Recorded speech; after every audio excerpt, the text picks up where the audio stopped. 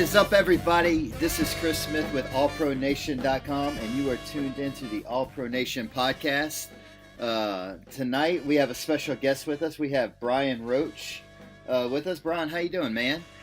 I'm doing great. How are you guys doing? Oh, man, doing good. Beautiful Mardi Gras Tuesday night here in Louisiana. Oh, yeah, Fat Tuesday, right? That's it, man. That's it. And as always, I got Tanner Weber with me. Tanner, how you doing, man? Doing good, buddy. Good deal. Hey, Brian, why don't you go ahead and tell all our listeners a little bit about who you are and where they can find you on the internet, if you got a Twitter account that you want to share? Absolutely. I'm with Steel City Underground. So, of course, we're a Steelers-focused site. You can follow me on the Twitterverse at Cannons Don't Thun. Which is Cannons Don't and THUN, which was supposed to be a Jimmy Buffett quote, but it didn't fit. Love it, actually. Love it. So Brian is going to join us. Like we talked about last week on the podcast, tonight we are starting our 4-part series on the state of the NFL, and we are focusing tonight on the AFC North and the NFC North. And then of course over the next couple of weeks we'll have the other divisions. So let's go ahead and let's get started. We don't have any, man. It kind of sucks. This is our first week since August. We don't have any games to talk about. It's brutal. It sucks, man. Yeah, it's incredibly boring. Yeah, it is. But anyway, well, let's get started with the state of the NFL. Mr. Speaker, the President of the United States. So we're going to jump right on in. We'll start with the AFC North and let our guests have the floor. So, Brian, where would you rank the NFC North out of all the divisions in football? Where would you put the AFC North?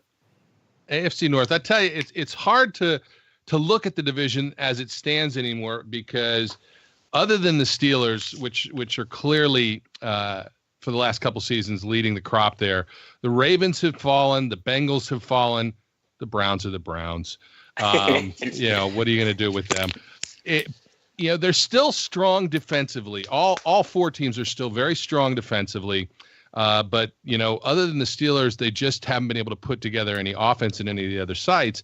The way I look at it is it's hard because when you look at the AFC East, it's New England and nobody else, right? Which is part of the joy, I guess, of being New England is you get a coast walk into the playoffs. So I put the AFC North at least on par with the East. The South is getting better. It'll be interesting to see what Deshaun Watson does this year coming back from the injury, and the Jaguars, obviously, sad to say, made a great push this year. And then you've got the West, which also really underperformed. Other than the Chiefs, the Raiders were a big disappointment. The Broncos were a disappointment, and the Chargers were schizophrenic as usual. Right. So from the standpoint of the AFC, I kind of say it's really the North and the East and everybody else right now still. Yeah, I would agree. I mean, I look at the AFC North, and I mean, if you're looking at the overall picture of the division, I mean, I think I would put the AFC North as the top division in that conference. Mainly because, like you said, it's New England and everybody else. The South is definitely up and coming. That would be a division that's going to be very interesting. But I mean, I think as of right now, as it stands today, I would think the AFC North has got to be the top division in that conference. I think just from a defensive standpoint, I think they're the strongest defensive division in the AFC, and it just feels like even though you get Cleveland in there, they can at least play some defense. They were decent run defense. I just feel like Jacksonville and the South could be as you said, could be up and coming. They really performed well this year. Right. But the AFC North still feels like, if there was another team in the East other than New England, I might go East. But without that, Yeah. I got to give it to the North. Yeah. But hey, the East, I'm interested to see what Buffalo does. I think Kirk Cousins would be a great fit up in Buffalo. I would be interested to see with Ryan Tannehill coming back in Miami. The East could end up being one of the better divisions next year if things work out. It'll be interesting to see. You know, Von Miller's going to be annoyed with you. He really wants Kirk Cousins to come to Denver. I really want Kirk Cousins to go to Denver too, but I just don't know, man. I just don't know if they're going to. I mean, you got a first-round draft pick in Paxton Lynch. I just feel like they have to give him another chance. Oh, I agree. I think they have to give him another chance. The question is whether you bring Cousins in as a stopgap, because I mean, let's be honest, he's been franchised a couple times. How many more seasons does he really have? And how long can he make make the talents that he have pay off for him? I'm sure he wants to get a huge payday. Right. Of course he does, and he probably will. I mean, he's a quarterback; he's going to get paid. But where could he land? I mean, like you said, Buffalo's a reasonable spot, but does he want to go to Buffalo? Right. Yeah. I mean, if he wants, if he's really just interested in getting paid, he could go to Cleveland and get paid. His career, or the Jets. That's New York Jets. Or the Jets, yeah. But you know, Cleveland's where careers go to die. Yeah, exactly. All right, so within the AFC North, if you look back on this past year, what about this division surprised you the most when it was all said and done? And you look back at the year, what surprised you the most about the AFC North? What I remained, and this started before the draft last year, and I remained just stunned that the Cincinnati Bengals would draft the way they drafted after letting their top two offensive linemen flee in free agency, not draft a single offensive lineman. It still boggles my mind. To me, it's still the most shocking thing that occurred in the division is the fact that it's going to be another draft yet again, and they find themselves in a position where they have just absolutely one of the worst offensive lines in the league, and they're going to have to draft offensive linemen. I couldn't fathom why you're drafting John Ross when you can't possibly. He may be fast, but he's not fast enough to get open if Dalton's on his back. Right. So that to me was startling. I mean, I also am a little surprised that Cleveland didn't improve at all. They actually got. I mean, how do you get worse? Yeah. The only way to get worse from a 1-win season is, I guess, 0-16. But Jesus, I thought at the beginning of the year, I didn't peg them to challenge in the division or make a push towards the playoffs or anything, but I thought they'd probably win 3 games. There were easily 3 winnable games on their schedule, and I guess I just have to stop overestimating the Browns. Just how bad the Browns are. It's just unbelievable that they could have gone 1-31 in 2 years. Yeah, I mean, they were in a lot of games this year. They lost. They had to lose 5 or 6 games by a touchdown or less or something like that. And I know me and Chris have been talking throughout the year about how it was just a bad situation for Deshaun Kaiser to throw a rookie QB in a situation like that. And Joe Thomas went down, and he got thrown into a bad situation this year. He didn't have any help. And I think that could have hurt his development in the long run and hurt his confidence. So it feels like Cleveland's starting all over again on offense.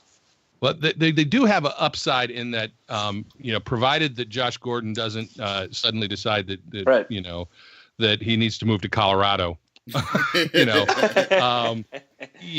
That's a huge upgrade for them right there. He did make a difference a bit, but there's no chemistry between him and Kaiser. And so if they can build on that, at least they have an honest to goodness threat in Josh Gordon coming into next year that could help things out. But I mean, they still are a team that has some big needs and some glaring issues.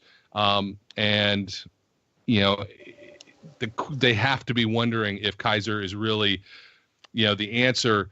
And have they psychologically damaged the kid so badly that he can't possibly recover from it? Yeah. I guess personally, I think what needs to happen again this offseason is they do need to go after one of the veteran free agent QBs. And then, I don't know, maybe use him as a stopgap and then draft a quarterback and just let him sit for a few years and learn instead of throwing him into the fire all the time like Johnny Manziel and Cody Kessler and Kevin Hogan, all those rookie QBs already. I think it really hurt their development in the long run. Oh, absolutely. I think the thing that shocks me the most about the AFC North is how does one Hugh Jackson keep his job, and how and how does Marvin Lewis keep his job? Well, Hugh Jackson I can get. I mean, I'll give Hugh Jackson a couple years, and look, Jimmy Haslam is one, the main owner of the Browns now. He's an ex-Steelers guy, and he wants that kind of consistency. So I get that they're going to give Hugh Jackson a lot of leeway and enough rope to hang himself. But I cannot fathom the amount of turmoil that went on in Cincinnati when everybody assumed that Marvin Lewis was leaving, only to find out he's not. And signed a 2-year extension. Yeah. There was, as I said, there was when they announced that everybody was talking about how Marvin Lewis is going to be gone. He's going to retire. He's going to move on. He's going to go to Cleveland. Whatever was the rumor at the time, I said, and there was much rejoicing. And, being originally from Ohio, I know some of their pain. My brother is a Bengals fan because he was dropped on his head as a child. And so, I understand. And even he is like, I don't understand why he's still here. Sometimes consistency is not a good thing. And, the consistent failure to win a playoff game and then the nightmare that was last season for them. I just don't get it. Yeah. 14 years, 0 playoff wins. And I just don't see how you keep a job with that performance, but that's why I'm just a lowly blogger and they get paid the millions of dollars, I guess. Touche. All right. So you talked about Cincinnati desperately needing help on the offensive line. We've talked about Cleveland. They just need everything. But what other additions throughout the division could you see teams needing to make? Well, I'll start with the Ravens simply because I'll end with the team I know the best. But the Ravens got to get a playmaker. That's what they need more than anything else. Mm-hmm. They need a receiver. They need somebody who can stretch the field, somebody who can be a deep threat, and also provide more than what Mike Wallace was able to provide for them. Because Joe Flacco needs to be able to essentially throw the ball up in the air and to try and get a pass interference. That's how they're successful with Joe Flacco. Throw it deep. If he catches it, great. But if he doesn't, maybe we'll get a PI. And without that, they just floundered. Their offense was just awful this season. And the only reason they were in some of the games they were in is the defense. So they desperately need a receiver. But on top of that, they also need offensive line. It's kind of a theme within the division, except for in one place, and that being Pittsburgh. They need an interior lineman. They need a tackle. They could use a lot of help that they're not going to easily get. And they may want to try and dip into free agency, but I don't think they can afford anybody. They can't afford Jimmy Graham. They can't afford any of the big names guys. They don't have cap space. So it'll be interesting to see what happens. And it'll be interesting to see what happens once Ozzie Newsome steps down and moves on, and whether they're able to continue the really solid drafting that they've done over the years. But so I don't know for sure where they're going to go, but they've got the same problems as a lot of teams, and then they need some weapons for that offense. Now, the Steelers have a glaring need, and we don't want it to be a need. Everybody would love to know that Ryan Shazier is going to come back and play, but how can you count on that? I mean, the guy had back stabilization surgery. That injury was absolutely horrifying. You can't count that he's going to be able to come back and play. And even if he does play it anywhere near his form, and most of us have been saying the same thing over and over again. At this point, we don't even care. We just want him to walk. Yeah. And we'll be ecstatic. It'll be a celebration in Pittsburgh the day that he's just walking on his own. But it does leave a glaring need. It was a far more devastating injury to the Steelers defense than anybody really thought. And I got into some Twitter arguments with some people who were like, oh, if one guy kills your defense, then, that you can't have that. That's a problem. Well, it's like losing a quarterback. Ryan Shazier emotional presence. Yeah. Yeah. I mean, he was the signal caller on that defense. He was the guy who put people in place, and the communication level just was tanked when he was gone. And so it's going to be difficult to replace him, but that immediately jumped to their number one need is somebody inside linebacker. And it'll be tough to see what's going to be down. I mean, the draft looks like it's a decent draft for linebackers, and there seems to be a lot of talent. But you're talking a special kind of linebacker that Ryan Shazier was. Right on. So we'll have to see who's available when they draft. And then there's the big question of Le'Veon Bell. Yeah, that was going to be my next question for you, was Le'Veon Bell. Is he going to sign? Is he not going to sign? I've said for months, I think what the Steelers will do is they will try and sign him to a long-term deal, the same way they tried to sign him to a long-term deal last year. He should have signed the deal last year, but because he's in his oats and Cheerios and he wants to set the market and become a legacy player that changes the world, he didn't sign it. I don't think he's going to get the same deal he got last year. I would be surprised if the Steelers offered him as good a contract as they did last year. And part of that is, you look at his production, he only had 3 runs of 20 or more yards last year. His running was good, but there was no explosiveness anymore. He wasn't doing breakaway runs. He didn't have that big threat ability. And that tends to happen to running backs as they get a little older. Yeah. So I don't know what they're going to do. And if they don't sign him, if they don't lock him up, then that becomes a huge need as well. Because as much as I love James Conner's not a starting running back in the NFL. And my Steelers Nation people are going to kill me for that, but he's not. An excellent compliment. So me and Tanner talked about this Le'Veon Bell thing a couple of weeks ago on the podcast. And we're looking at some of the contracts around the league. Obviously Le'Veon Bell last year was the highest paid running back because he was on the franchise tag for $12 million, right? Yep. But outside of that, you have Devontae Freeman is the highest paid on average, with the average yearly of about $8.2 million. Where do you think Le'Veon wants to be, and where do you think that he'll actually end up, assuming that he signs with the Steelers? Well, where he wants to be, and I think it's all about guaranteed money. Right.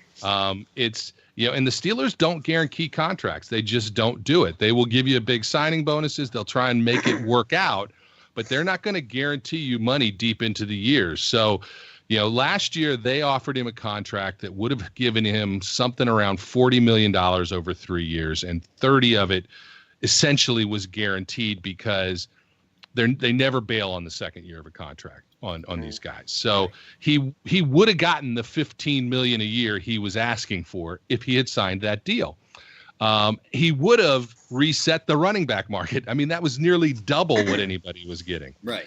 And it would have been everything he said he wanted, but he wanted more. Where I have no idea where he could conceivably end up. It really depends on whether he has a somewhat realistic view of his worth and his expectations, or if he still thinks he needs to be paid as a number 2 receiver and a number 1 running back. I said once Garoppolo got his deal, I said Le'Veon's going to tweet out that he also needs to be paid as a quarterback now. I just don't know. I mean, I've met Le'Veon several times, and he's a very cool guy. He's a nice guy. But, sometimes when it gets down to all this, I believe him. I take him at his word that if they franchise him and they can't work a deal, that he won't sign the franchise tag and he'll just sit. Yeah. I take him at his word if that's what he's saying. Yeah. So we'll see. We'll see. It's hard to put your nose up at, another 14 something million dollars for a year that is essentially all guaranteed because you get it right up front. There's no game checks or anything that go along with that tag. So I expect them to franchise tag him. I expect them to use the non-exclusive tag and see if anybody wants to sniff around. But nobody's going to give up 2 number 1 picks for him. No, absolutely not a running back, not a chance. I mean, if I had to guess, I mean, he probably cost himself money by not signing the deal last year. I think he was looking for more long term, probably more of around a 5-year deal. But I think it's a lot for running back. It's a lot. Yeah, absolutely. I think he's going to end up. I think he's going to stay in Pittsburgh. I do. I don't see them letting him out. But I think he's going to end up probably around 11, 12 million tops. I think most people would be happy if he signed for that. There's a lot of debate going on in fandom and in the press in Pittsburgh about whether he's worth $15.1 million a year. Or whether that money could be better spent elsewhere. I don't know if any running back's worth that. NFL. Not in this NFL. I mean, and Le'Veon's a unique beast. There's no question about it. The dynamic that he brings to the passing game is different. But again, this past season, even though he caught a lot of passes and he got a lot of yards in passing game, he wasn't making that first guy miss anymore. Yeah. And those dump offs were dump offs for 7 and 8 yards instead of 15 and 20 yards. Other than the posterization of Dre Kirkpatrick in the Bengals game, other than that, which was really the signature moment for his entire season. It just is. It's hard to fathom that they're going to give him that kind of money, and I don't expect them to. I think you're right that the offer is going to come in somewhere between 11, 12, maybe as high as 13, and it's odd. I just don't know how to process that he would take that deal now when he wouldn't take a better deal last year. Yeah. Yeah, I don't know. And I mean, there are reports saying he's willing to sit out the whole year this year if they don't get to a deal, and I just think that would be ridiculous, personally. Yeah. He's also said he'll retire. He's actually said he'd consider retirement if they tag him. And I don't think there's any question they're going to tag him because they're not going to let him get past the date of no return without a deal or the tag because they're going to protect themselves. Oh, absolutely. And then, of course, I saw in the Pittsburgh media team kind of doing some restructuring of some contracts and have cleared out about $13 million in cap space.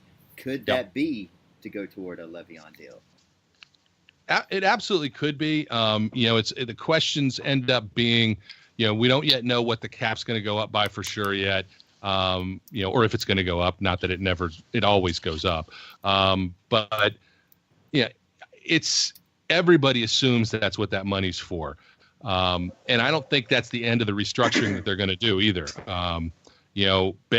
Ben has given us the great gift of not talking about retirement this year and saying, that he plans on playing next year for sure and would like to play for 3 years, which is a year past his contract. So, there could be some restructuring there. I think that they can get a little more cap space, but the question will be, is 13, that's why I kind of topped out at 13. Is 13 million going to be enough to coerce Le'Veon to sign what I can't imagine is going to be more than a 4-year deal and a heavily back-ended 4-year deal so that if he starts to dip off, the team can cut bait?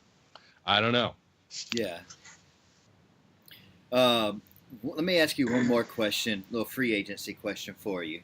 So what do you think about of the prospect? I've heard this tossed around a little bit today of Derek Johnson signing with Pittsburgh. From Kansas City released it. Yeah, He's old as shit, but I cannot. I'll tell you the truth. Here's what I actually think is going to happen. I think the Dolphins are going to cut Lawrence Timmons. I think Lawrence Timmons regrets leaving the Steelers and wishes he had just taken essentially the exact same contract to stay there for 2 more years. I expect the Dolphins to. Yeah, I expect the Dolphins to cut him. And if the Dolphins cut him, I think they'll bring Lawrence Timmons back because he was productive last year. And not that Derek Johnson wasn't, but now you're talking about a guy who doesn't know their system, doesn't know their defense, has never been the signal caller in their defense, and Timmons has been all those things. If they're going to find some, I guess some depth in free agency at the linebacker position, I'm much more likely to think Timmons could be the target than anybody else. I just don't see them. They don't tend to do that either. They don't tend to go outside in free agency and sign a veteran guy like that at a high price. And I don't know how much Derek Johnson's going to get on free agency. They tend to stay away from what you would consider the top tier guys in free agency and go for, second tier veterans, like Arthur Moats and people of that nature. So, I don't know but if Derek Johnson's tired of losing to the Steelers in Kansas City, then hey, maybe he's like, you know what? Let me go over there and see if I can get a ring.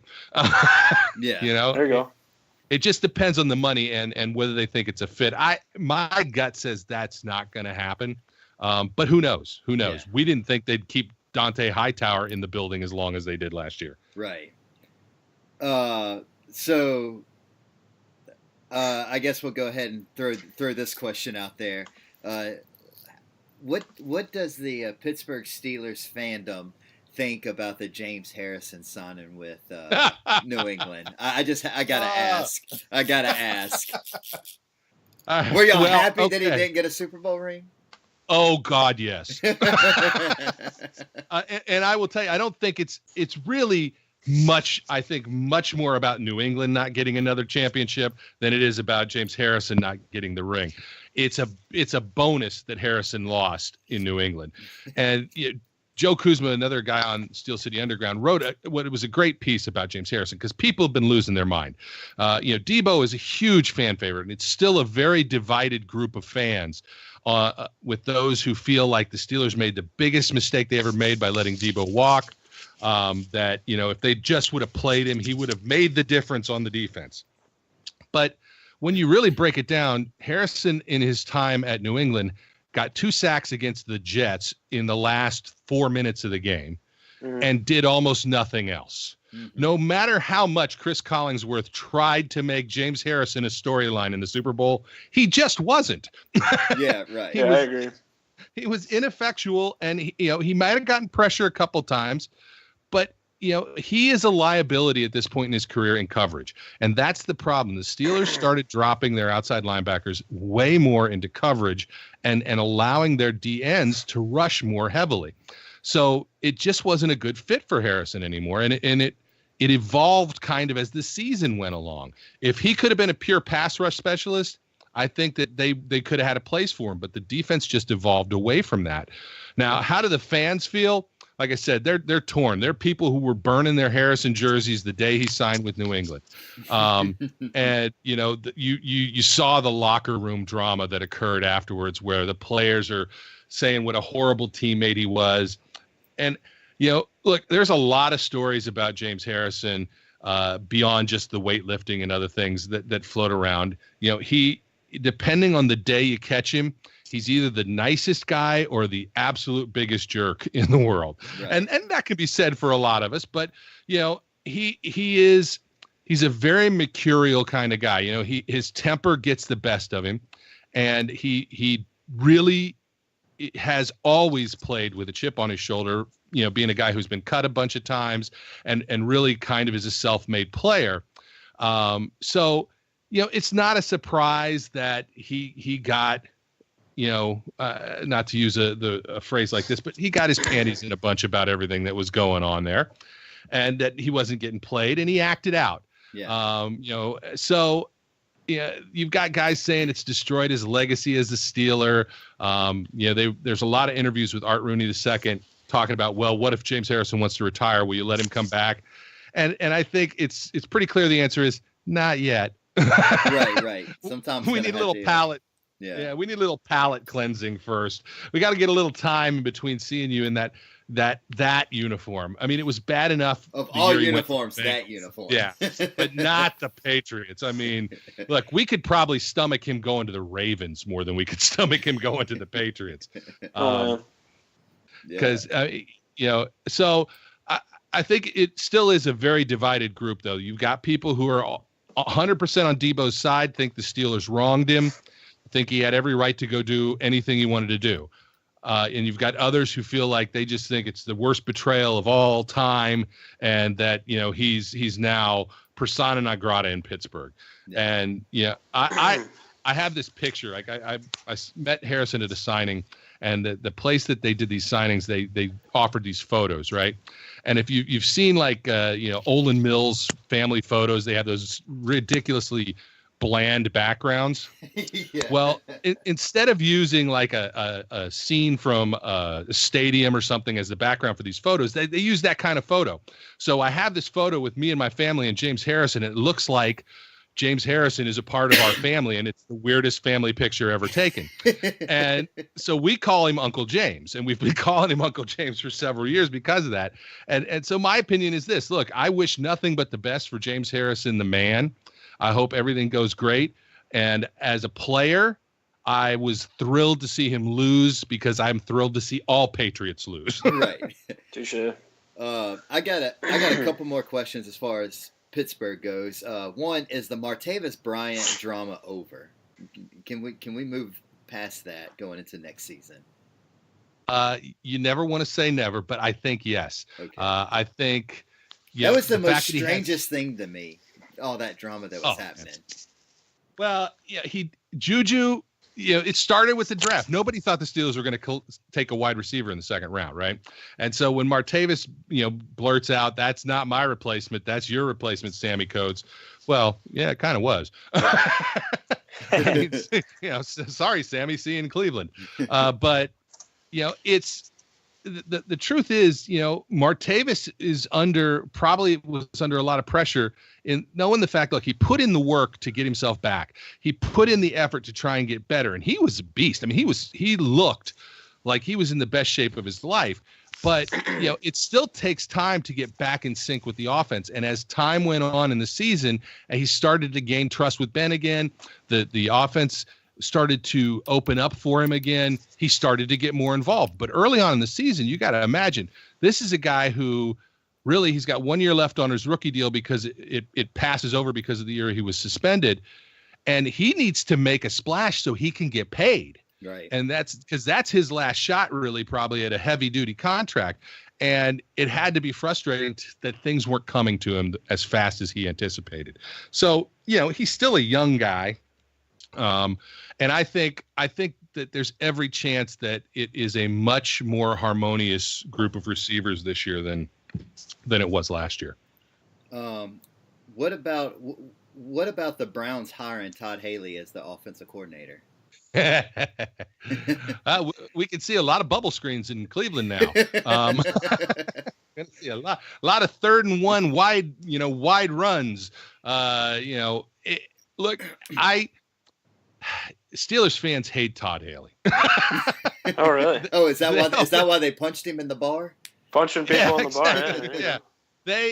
I think Todd Haley became the Haley haters became a rallying cry over the last 4 years, because their assumption, look, people have said the Steelers fan base is a little spoiled, and they are a little spoiled because they've had an unprecedented level of success, overall. But they because of that, they essentially expect to win the Super Bowl every year. Yeah.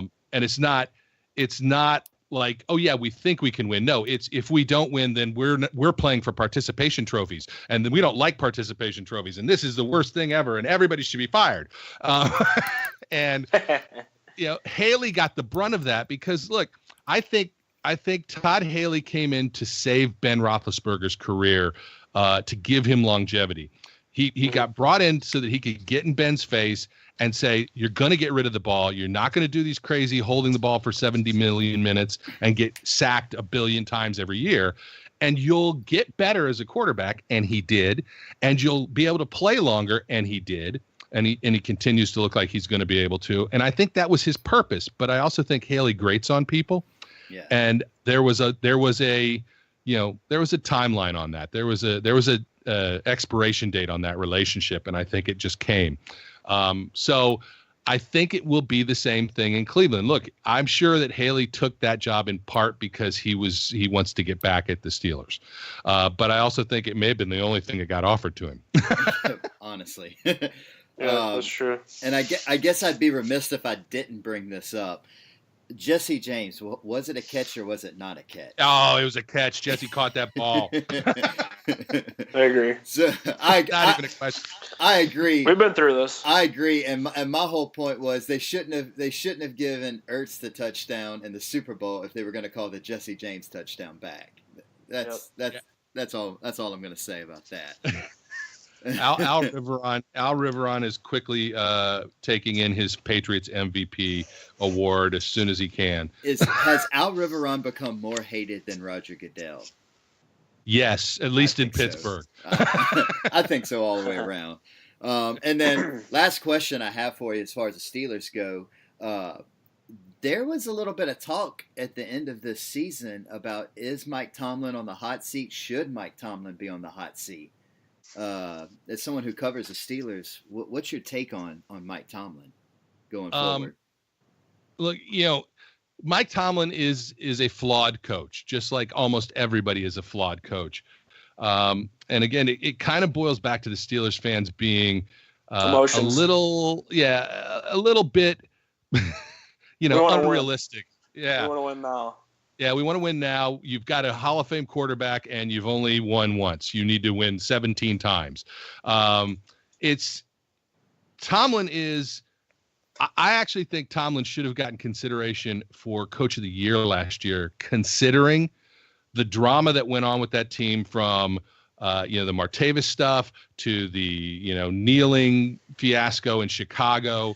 To the James Harrison continuing, and he never lost the team. The team continued to play, at a pretty high level. It got better as the year goes on, but he has clock management issues. If he ever calls another onside kick with 2 minutes left in a game, I think there will be rioting because nobody understands that decision. But really. If you look at the coaches that are out there, look, I guess Bill Belichick should be fired too because he didn't win the Super Bowl, and I think he made a bonehead move or two in that game, and sitting Malcolm Butler the whole game just to show you that you're the big bad coach. I mean, I don't know. I just don't know. If you look at the coaches in the league that are out there, who do you want more? And for my money, I'm quite content to keep Tomlin. I like the Ben continuity McAdoo. that he brings. Ben McAdoo. No. Can Ben McAdoo Brian, us here at All Pro Nation do not like Ben McAdoo. Fat Riley. God. He just needs to retire from coaching. He's terrible. Yeah, we're not fans. Sorry to cut you off there. I just had to throw. That's all good. I understand it, and I believe it. But so, was Mike Tomlin ever on the hot seat to answer that question? No, he never was. There's not a chance. There were a couple of minority owners that made some noise, and Art Rooney II said, "Shut up." Yeah, Mike Tomlin's going nowhere. Well, one thing you have to respect about the Steelers organization is y'all have 5 head coaches in your history. Well, we've had way more than that in history, but in the last since 69, 70, we've had 3. 3, yeah. So I knew there was some ridiculous number I'd seen, and so I mean they seem to be very, very patient with their coaches. I don't know. There's just always the talk of, well, Mike Tomlin won his Super Bowl with Cowherd's team, and I don't know if I really buy that, just because NFL teams change so much year to year. That I don't know. It's not like it's college and he was playing with Cowherd's recruits or anything, Yeah, and Cowher went 8-8 the year before with that same team. Yeah. So well, there you go. It is what it is. You take the players that you have. At this point there is, because that stanza goes on, that narrative goes on a lot in Pittsburgh. Oh, Tomlin only could win with Cowher's teams. But the guy's never had a losing season ever. Yeah. What more other than this insistence that anything but a Super Bowl trophy is a participation trophy, which I get. I mean, we all want to win the Super Bowl, but we also have to be realistic. And if the Steelers won the Super Bowl every single year, the league would go out of business because everybody else would just go, why are we watching this? Right. I mean, that would be true of any team. They're having that problem because of New England always being in there right now. Right. They're the most hated team in the world. And that's why they created free agencies and salary caps and all this stuff to keep these dynasty teams from, so you didn't have the San Francisco 49ers winning the Super Bowl every year, or the Green Bay Packers from earlier and NFL Dallas Cowboys. Dallas Cowboys. I mean, they're the league's smart. They don't. It's not good for the league if they have these dynasty teams. And, no, not at all. Just goes to show that Bill Belichick being able to still do it, even though the cards are stacked against him, is just super impressive. But that's for next week's episode. Yeah, because you won't get me to agree with that. Okay, so as we end this topic on the AFC of the AFC North, just in general, is the AFC North strong? Is it weak? What's the state of the AFC North? Well, I think it's a decent division. The Steelers are the cream of the crop, and I think they will be again next year. There are questions with all other three teams. I don't, unless something dramatically turns around in Cincinnati or Baltimore, I can see one team coming out of the AFC North into the playoffs, and that being the Steelers. I do think the Browns will be better next year. I just can't fathom that they can't get worse. Well, I guess they could. They could lose by 1 billion points every time and not be in 8 games. But I expect the Browns will win more than one game next year. I expect that the Bengals will have a better season unless they don't draft any offensive linemen, in which case maybe not. And I think the Ravens will find a way to win, more games than they did this year. But I'm not sure they'll win enough to get in the playoffs. So is it a strong division? I think it's a strong defensive division, but overall, I think it's a one-team division. It's the Steelers. Yeah.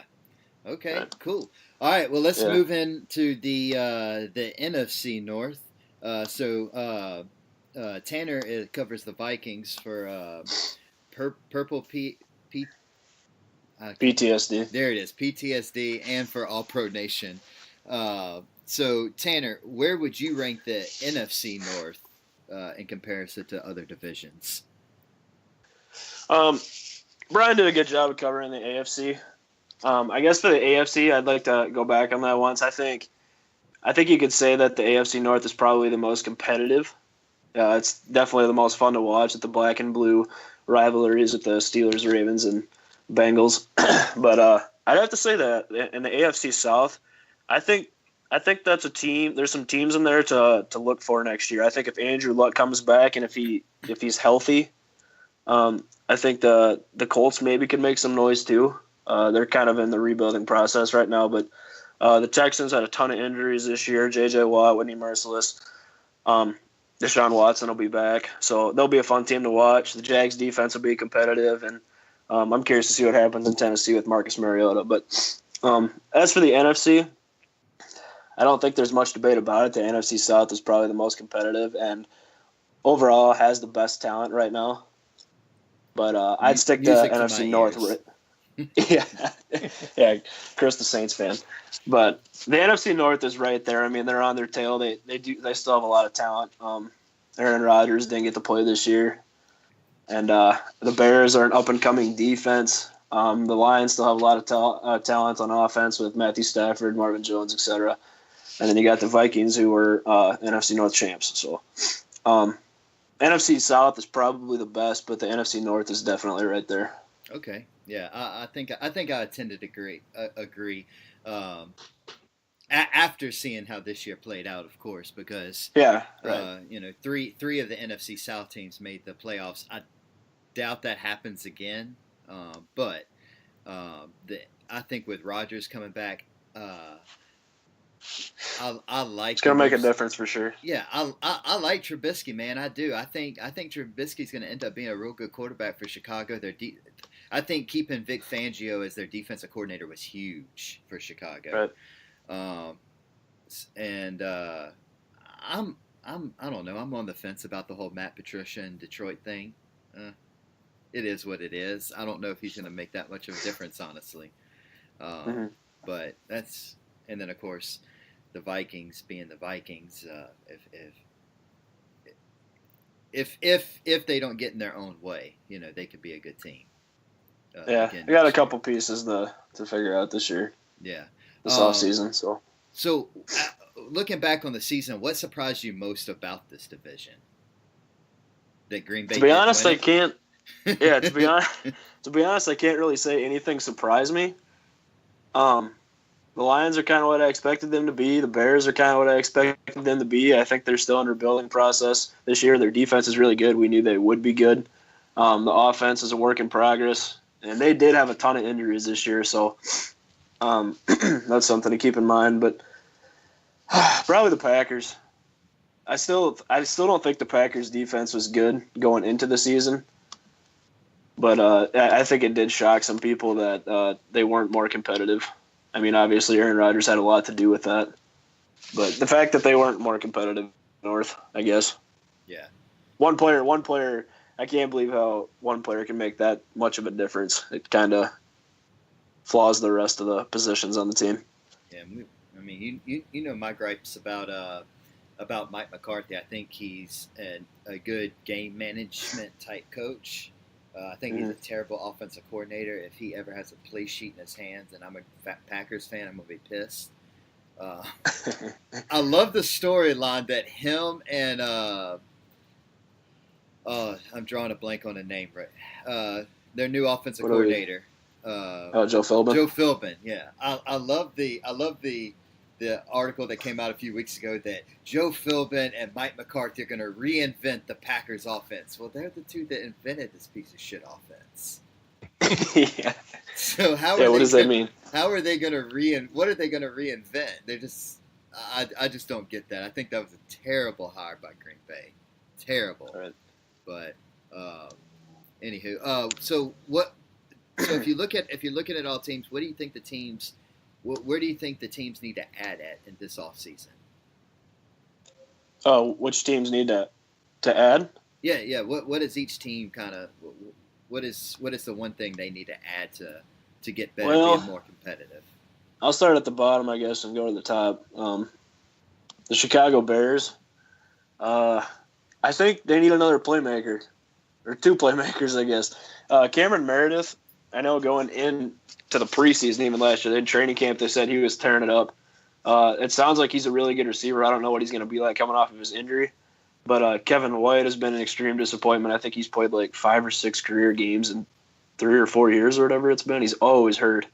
It sounds like Marcus Wheaton's going to get cut. They don't have a lot for playmakers right now out in the wide receiver position. So I expect them to probably look at that position in the free agency and the draft. As for their defense is pretty stout. They did have some injuries again this year. Jarrell Freeman was out for the year. Guys like McPhee, Willie Young, Leonard Floyd, they all got put on IR mid-season, late in the year. I'd probably say they have to add a corner. Who's the guy that's a free agent? Kyle Fuller. Kyle Fuller is a free agent. He played really well this year. Yeah. They could re-sign him, but I think that they need another guy opposite from him. I don't think Prince Amukamara was the answer. So wide receiver and corner is definitely some positions that the Bears probably need to look at this offseason and get Mitchell Trubisky some help and continue his development. The Lions. Where do I go with the Lions? Probably pass rushers. Their defense looked pretty bad. Yeah. What do y'all think they're going to do with Ezekiel Ansah? I don't know. I've kind of been asking some people about that are Lions fans, and some think that he's going to be re-signed, and some think he's going to test the market. I personally think he'll probably be back on a 3 or 4 year deal. He'll probably get paid what he wants. I don't think it'll be anything extreme because he's been having some down years the past 2 years. But you have something new to say? That's my number one wish list for Saints free agency is to sign Ansah. Oh, Ziggy. Yeah. Yeah, when he's good, I mean, he's really good. Or when he's healthy, he's really good. I'm sorry, but that's he's my had a hard number time one doing wish. that the past 2 years. They probably need to add a corner as well. Darius Slade is obviously a Pro Bowler, but somebody opposite him, I don't really think Jalen Tabor is capable of playing the outside very well. He's a good slot corner. The Packers, honestly, I think the Packers need help in a lot of areas. I think their defense, I really don't think their defense is very good. I think they need help in the interior offensive line. And actually, I've been reading that Jordy Nelson and Randall Cobb are both prime candidates to be cut because the Packers are going to be hurting for cap space if they want to bring in some help on defense, maybe a good corner this offseason. They're gonna need some money, so maybe even wide receiver.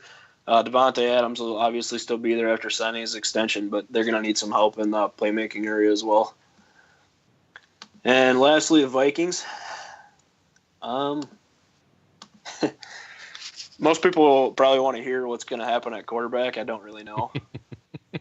That was going to be my question for you. There's so many different scenarios that Vikings fans are just scratching their heads right now because the franchise tag thing starts next week. It sounds like Case Keenum could be franchised. If that doesn't happen, maybe you bring Teddy Bridgewater back on a 1-year prove-it deal and bring in or draft a quarterback early or bring in a free agent like Josh McCown, and have them kind of battle it out for the starting job. And also Kirk Cousins. I know Kirk Cousins' name has been tossed around a little bit. I wouldn't mind Kirk Cousins in Minnesota, but I do have a problem with what he might be asking for. Jimmy Garoppolo really set the market with, what do you get paid, like $27 a year? Yeah. Is that his average? $137.5 million. Yeah, he's a money bags. I tell you what, Case Keenum, when he saw that report come through, he sent a fruit basket over to John Lynch's office thanking him.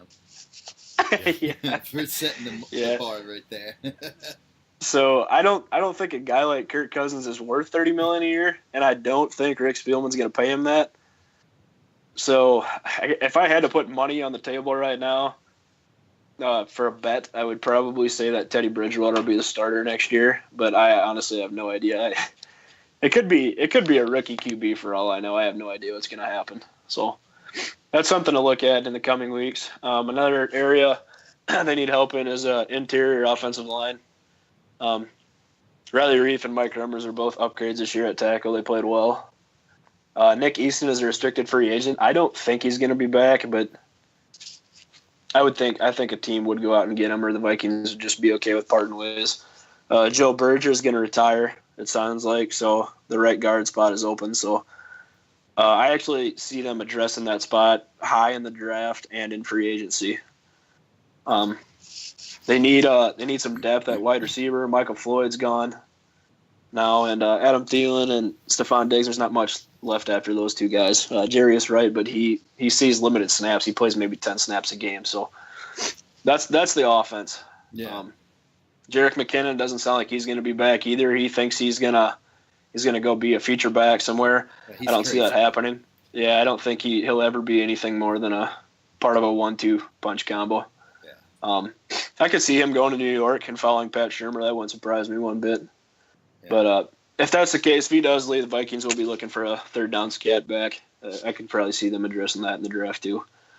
And then the last position I think is for an immediate starter would be the three tech defensive tackle spot. Tom Johnson's a free agent. I think he'll be back, but he'll be 34 next year. So I don't know. You sign him to a 2-year deal. I don't think he's going to be playing at a high level that much longer. So you got to start looking at a replacement. They drafted Jaleel Johnson in the draft last year out of Iowa. So we'll see what happens in that area. And then cornerback depth is the only other area I have.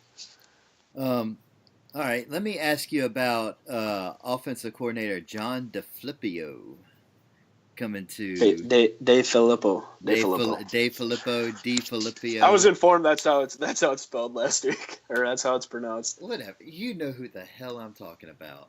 I know who you're talking about. I just call him JDF. All right, so JDF, as we're going to now refer to him as. What's the noise in Minnesota about this hire?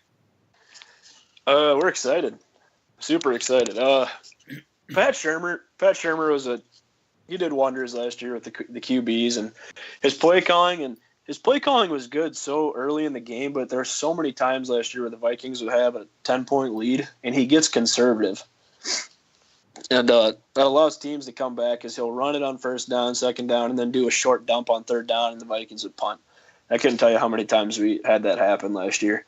And even in a quote, it looked like in an interview with JDF that it sounds like he likes to be aggressive, and he'll step on your throat if he gets a lead, and he's going to keep trying to score as many points as he can, which I really, really like to hear. His past history, he's only been a play caller for one season, and that was with the Browns in 2015. Yeah, I can't really judge him off of that because it is the Browns. Yeah, we don't judge anybody. It sounds like we don't judge anybody by their record with the Browns, but right.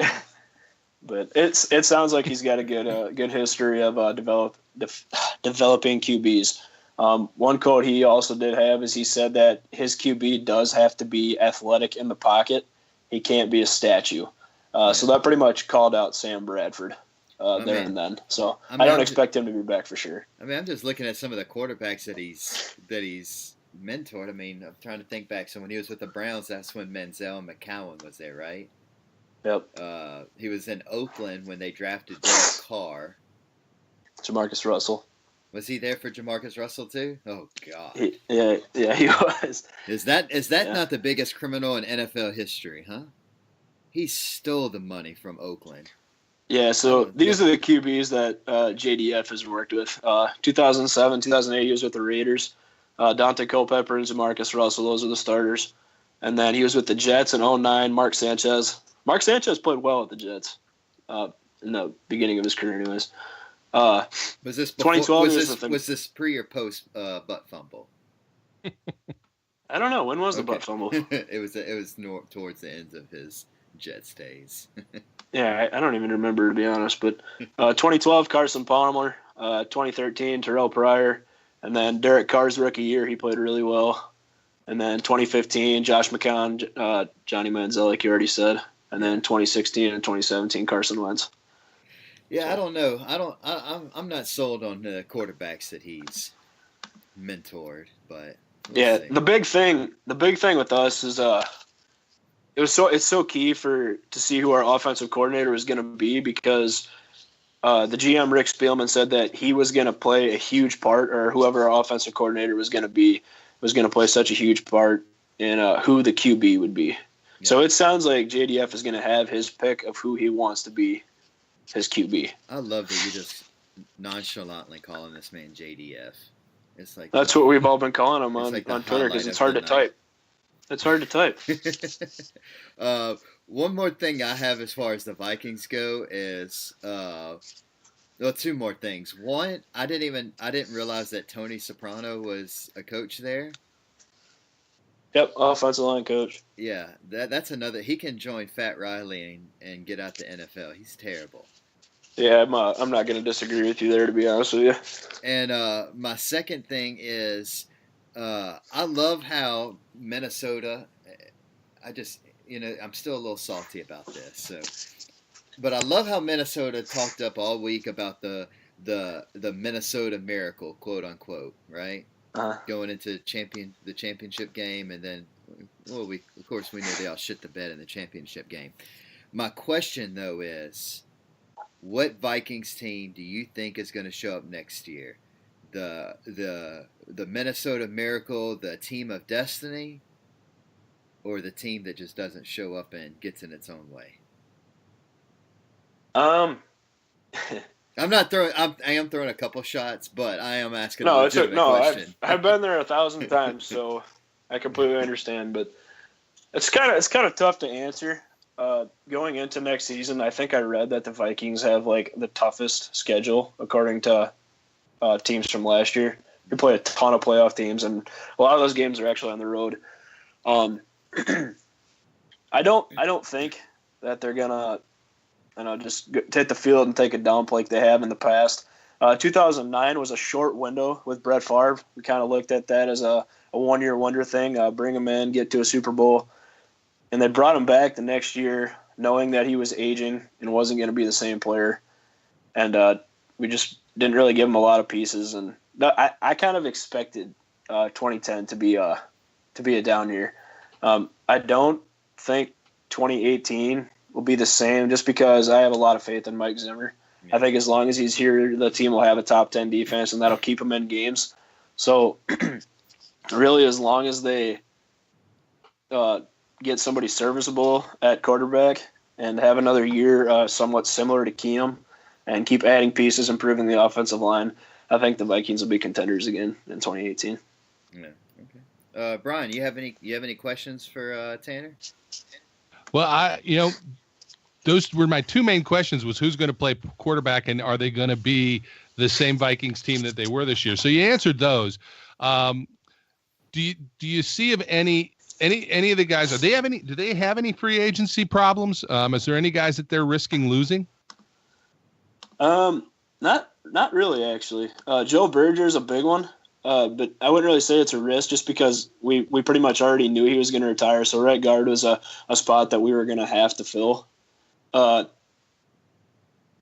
three quarterbacks are free agents: Teddy Bridgewater, Case Keenum, Sam Bradford. So, I mean, if you want to call that risky, you can kind of do what you want with it. But other than that, not really. It sounds like Terrence Newman's going to be back. He wants to play again this year, maybe a 1-year prove-it deal. Old man, show us what you got. And then Jerick McKinnon. And I don't really expect him to be back, but I'm not really hurt that he's going to be gone either. I think he's replaceable. Yeah, sounds like the biggest issue is quarterback. Yeah, well, yeah, for sure. Yeah. All right, so I guess you have anything else you want to add, Tanner, as far as the NFC North is? Let me think. I'm trying to go through the teams here. It's gonna be a really fun to see what happens in 2018. I really do think the Bears, not the Browns. I'm sorry, the Bears are gonna surprise some people next year. I really like the coaching hire that they made. Their defense was already really good, and now if they can just get healthy again and put some pieces back together with Mitchell Trubisky on offense, I think they're going to be a force. Yeah. I kind of expect, I don't know why, I just feel like the Lions are going to maybe take a step back next year, and then I think the Packers and Vikings will be competitive. So it's going to be fun. It'll be a shootout. Yeah. So overall, the state of the NFC North is. If we're good, it's strong. It's probably the second division in the NFC, right? In my opinion, yeah. Yeah. Okay. Cool deal. You, Brian, you got anything as far as the NFC North goes that you wanted to add? I tend to agree with you. I think Chicago's going to surprise some people. I think I don't know enough about Mitch Trubisky to know whether he's going to be the real deal with them. But I think that they will improve because it seemed like they started to play better as the year went on. And the defense is no joke. The Lions, I think that the legend of Matt Patrice will fall quickly. But that may be my New England bias. Yeah, me and Chris were talking about it last week. We just don't really know what to expect because, I mean, statistically, the Patriots didn't have a good defense this year.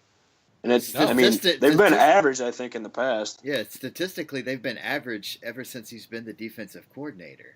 So I don't know. So the Lions brought him in just because he has a winning mentality, I guess, with the Patriots. I just don't think it's a good hire. But that's just my opinion. I'm just glad they kept Jim Bob Cooter. Yeah, just because we love saying Jim Bob Cooter. Exactly.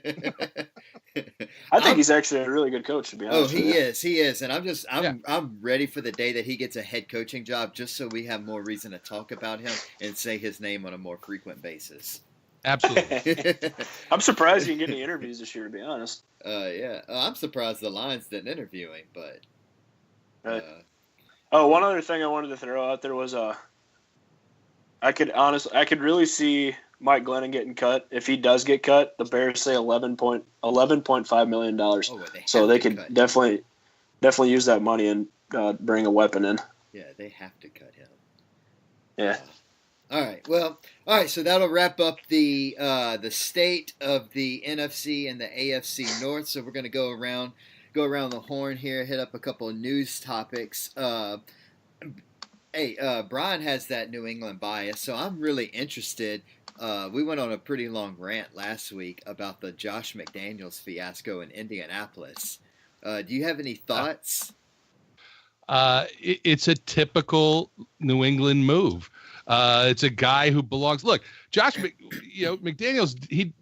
He was a coach in Denver, right? And he was going to rule the world, and it didn't work out, and he had to go crawling back to Bill.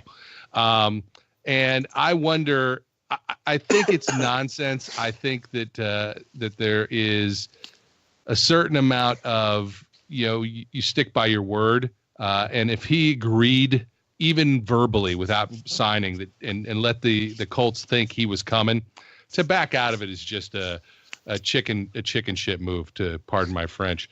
I think he is probably just concerned that it wasn't the team he thought it was, and I think he's hoping that he can take over in New England when and if Belichick retires. And I just think it was a slap in the face to the Colts. I don't blame them if they never, and I don't to be honest, I don't think he's not going to get a head coaching gig anywhere else at this point, other than New England, because I don't think anybody can trust that he's going to come. Yeah. I mean, you had to think that they had to have a really strong handshake deal that this was going to happen for the Colts to come out publicly and announce this, send out a press release and make a big deal over this Josh McDaniels hiring, just for a couple hours later to have to say, never mind, we're good. I mean, so I bring it up because, of course, I don't know if y'all saw that Josh McDaniels' agent fired him. Yeah. Look, and my word is my bond. Integrity is important to me. Peace out, homie. And then, of course, too. Good for him. Yeah, absolutely. And Frank Reich was introduced today as Indianapolis's new coach. And honestly, I think he's a better hire than Josh McDaniels, anyways. He could be, because I live near Philly, so. I get to enjoy the raucous happiness of the Philly fans.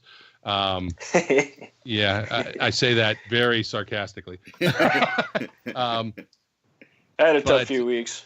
Fans. Yeah. Oh yeah. It's an interesting group, but I think that the Reich hiring is a good one. The big question is going to be luck.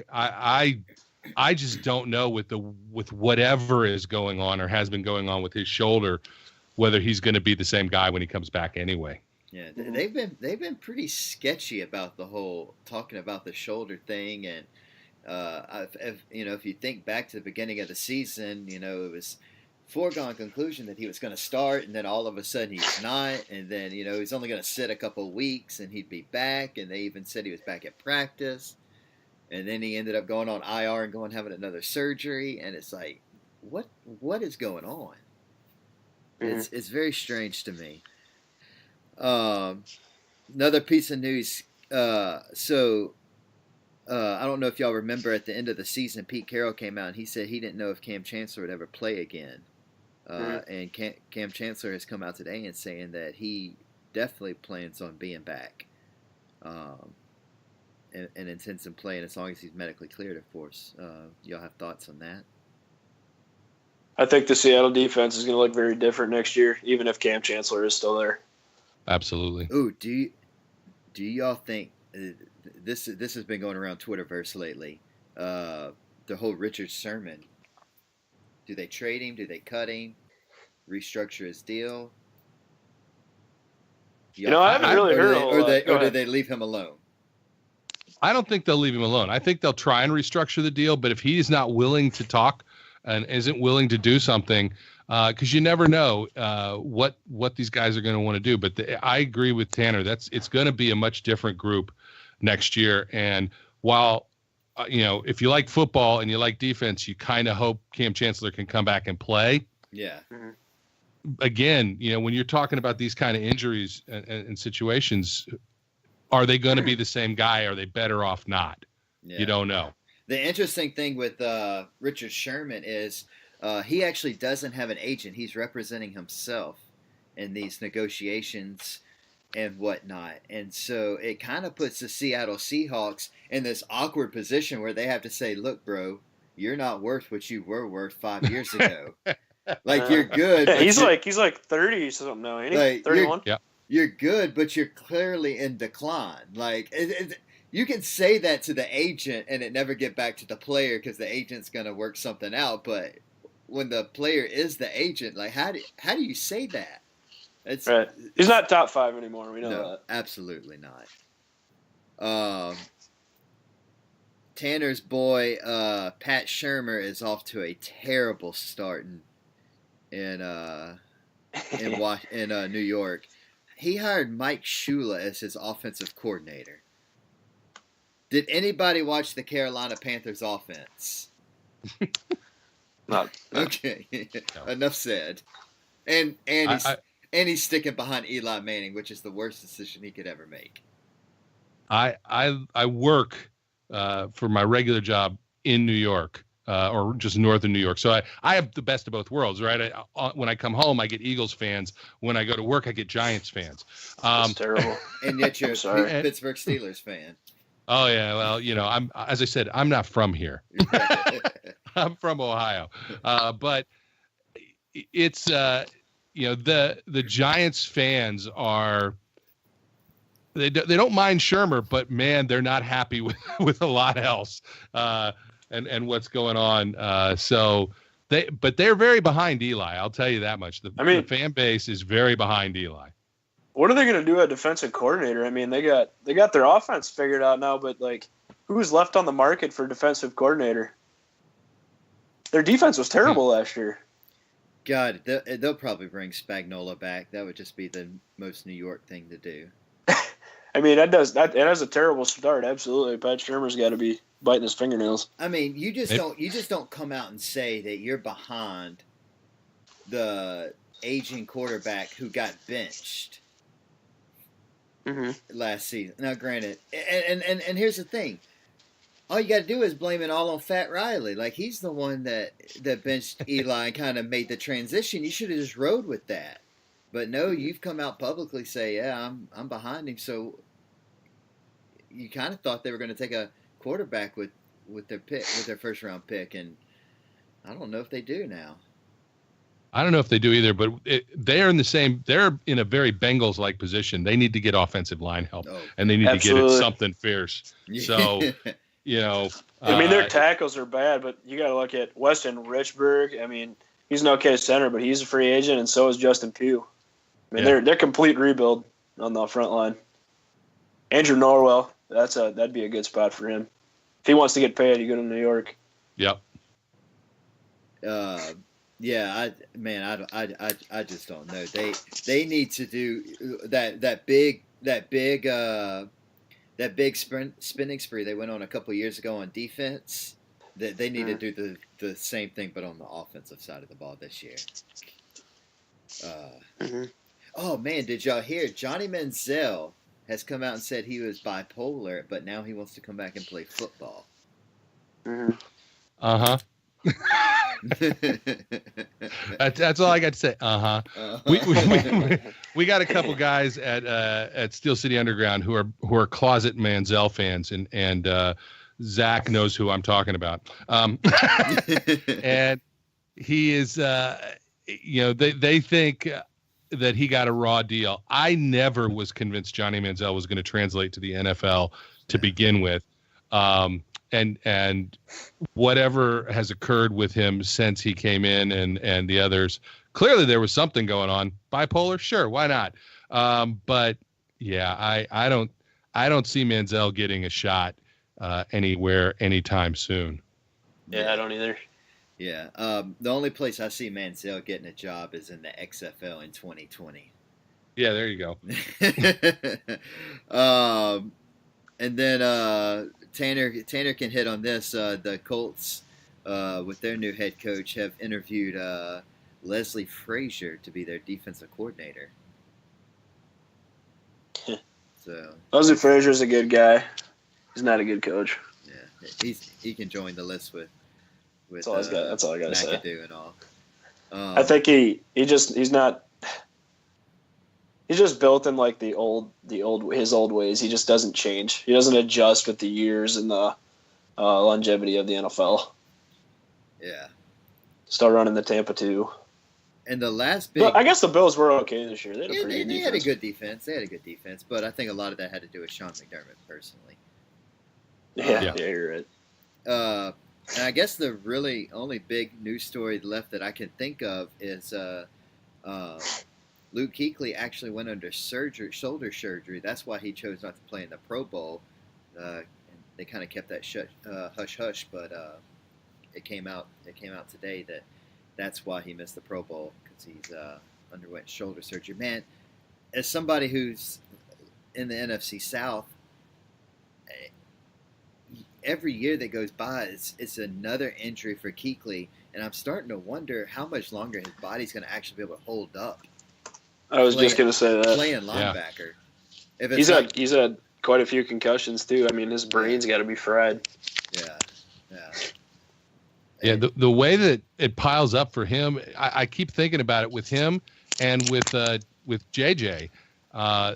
Just this string of injuries, and JJ Watt's injuries have been somewhat horrific. Yeah. You wonder how many times can you come back and maintain the level of play.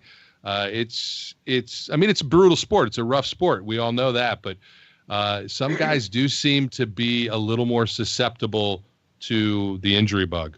Yeah. Mm-hmm. Yeah, absolutely. And I don't know, man, especially with J.J. Watt, man.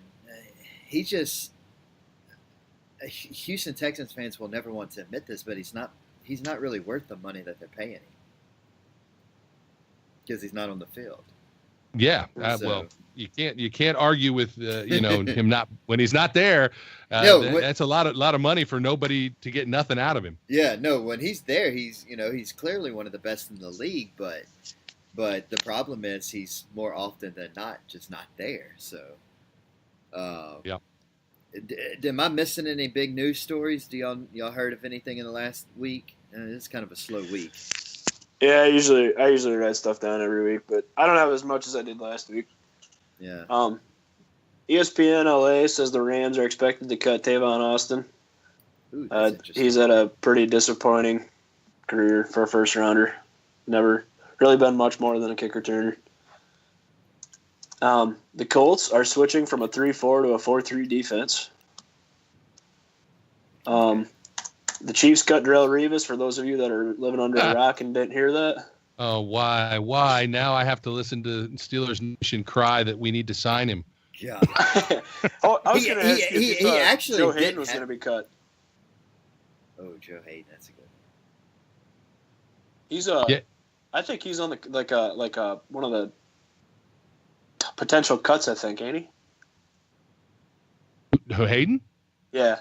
Oh, I don't think they'll cut Joe Hayden. Oh, no, they're not going to cut Joe Hayden. They may restructure him, but they aren't going to cut him. He performed better for them than I think even they thought he would. He solidified one side of that defense when he was there, and it was when he missed games with the leg injury, that was really tough. And so I think that Tomlin loves him. I mean, Tomlin just loves him to death. Not that I think that saves anybody's life. When cut times comes, it don't matter how much the head coach loves you. Yeah. If you're going to get sacrificed, you're going to get sacrificed. But I think they'll restructure Hayden before they consider cutting him. I think he's probably safe. Yeah. Giants released tackle Bobby Hart off of their IR list. Here's an interesting news bit. 3 months after being arrested, or 2 months, whatever it was. Rookie linebacker Reuben Foster has been arrested again, this time for suspicion of having an assault rifle. And I think today, or maybe it was yesterday, a woman came out and said that she was dragged by her hair by Foster on the ground. There's going to be a suspension. Look, so he's on shaky water, I think, with the Niners. Can I just say something real quick? Yeah, go ahead. As a Saints fan, do y'all realize the misery that those 3 7-9 in a row seasons were? And they were miserable because I felt like the team could never get out of their own freaking way. And by the grace of God, last offseason, it's almost like fate or destiny kept this team from getting in its own way, because they were on the phone with Reuben Foster before San Francisco traded up to get him. So that could be the Saints dealing with this bull crap. They were on the phone with Patrick Mahomes before Kansas City when they clearly needed defense. And it's like last year, it's the stars. Hey, he'd be a successor for you. The stars aligned to keep them from messing up and going 7-9 again, and you see what happened. So hey, don't get me wrong, Reuben Foster's like a top 5 middle linebacker right now, but he's just got some off the field concerns. And those off the field concerns were there pre-draft. Yeah, yes, they were. Absolutely. Yeah. I mean, a lot of people wanted the Steelers to take him, and there was no way that was going to happen. But it's going to be interesting to see how this plays out, because there was a guy, I don't remember the player's name, but they released somebody who was a starter for a domestic abuse dispute, and Lynch was all about quality people. We want character people, and he talked up his character heavily. And so to have this happen, it's going to be interesting to see how the 49ers choose to handle it, considering the way they've put themselves out there and taken a stance on the issue in the past. Yeah, absolutely. I know Jeremy Curley was cut in San Francisco because of that. Yeah. Texans tight end CJ Fedorowicz, he's contemplating retirement. He had 3 concussions in 2017. That's rough.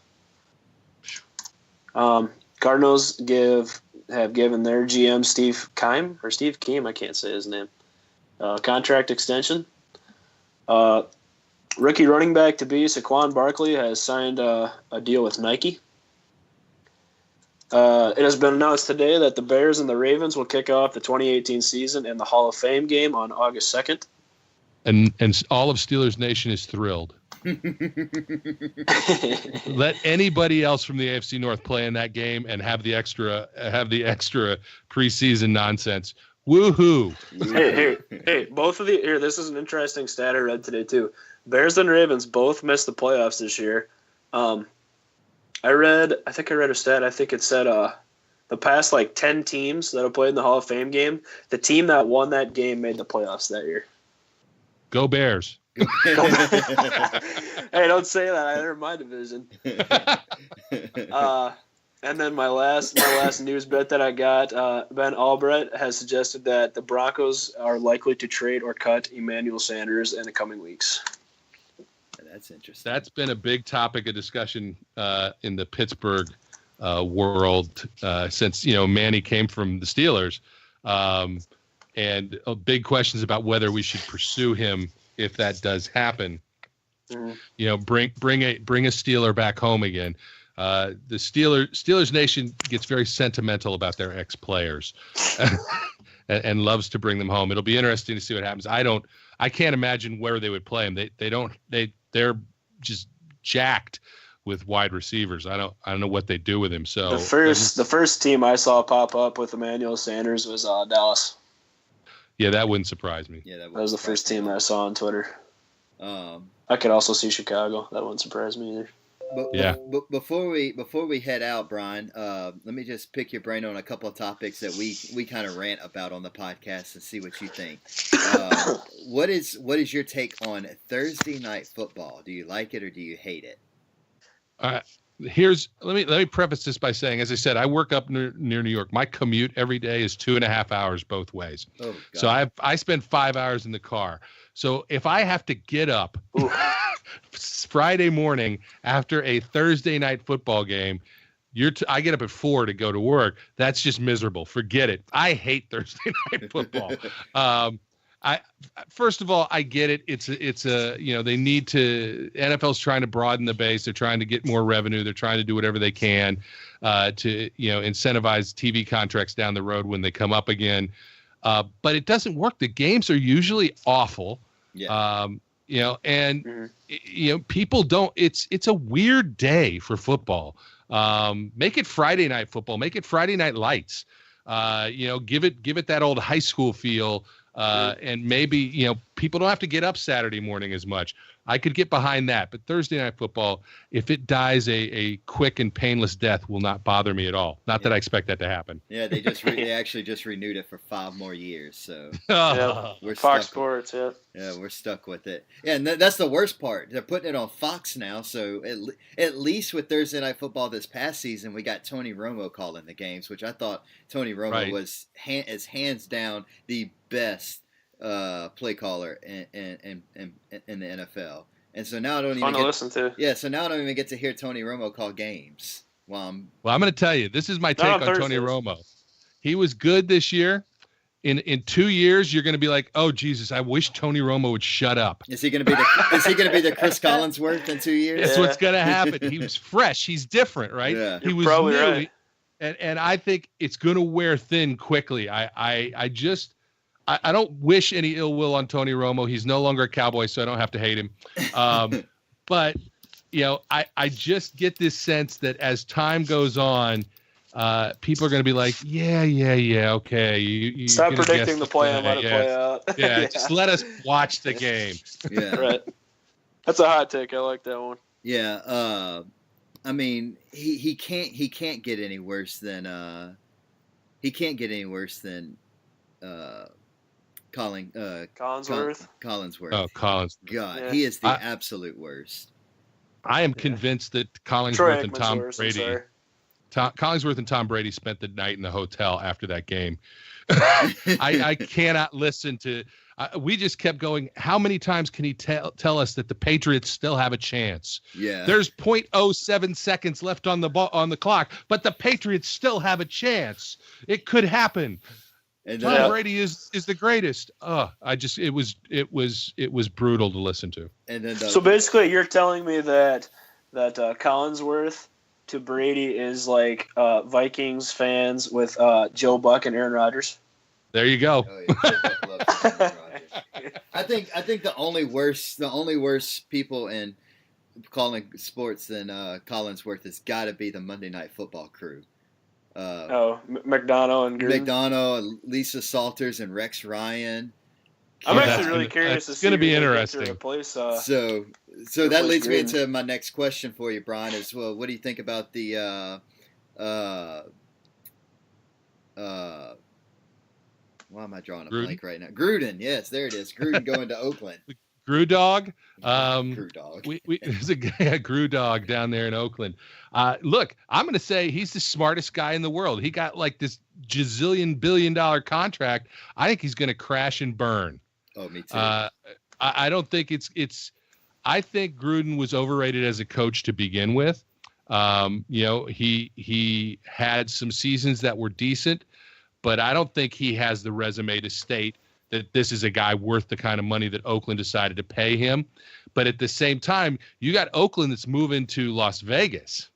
And this is I look at it as like this is salesmanship. This is a way for them to go, look who we have, movie star, TV personality, John Gruden is our coach, and all this other stuff. I think he is just brilliant for taking the deal.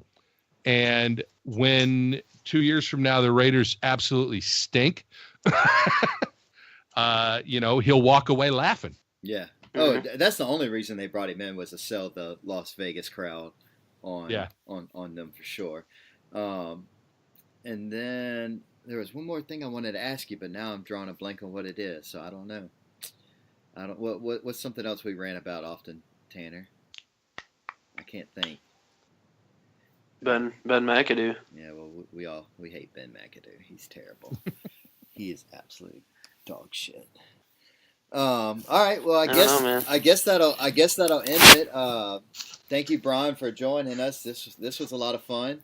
It was. Thanks for having me on. It was a blast. Yeah, absolutely. We have a open invitation policy for any of our guests on the podcast. So whenever you want to come by and talk sports, it's going to be a long off season, man. We do this every week, so feel free to reach out to us if you want to come back.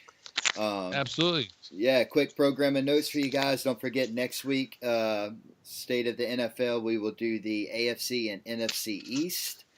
So that'll be fun. And then we'll do the South, and then we'll do the West, and we'll end up this 4-part series. And then we go big into our draft talk.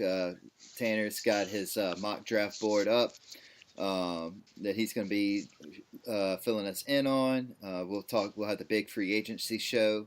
So we got a lot of stuff to talk about over the next couple of weeks before we hit the real slow time. So be sure to give us this hit the subscribe button in Apple iTunes or Google Play. You can catch the podcast as always. We put it up on Facebook and YouTube, and also check it out on allpronation.com. Go subscribe to us on allpronation.com and give us a follow on Facebook and Twitter. Both of our handles there are at allpronation. You can find me on Twitter at Chris Smith, at 318 Chris Smith. I just changed my Twitter handle. I keep forgetting it. So it's at 318 Chris Smith. You can find Tanner at purple_post, and you can find Brian at Cannons don't thun. Cannons don't thun. So there it is. So you can check us all out. And until next week, guys, we'll see you then. Happy Mardi Gras, everybody.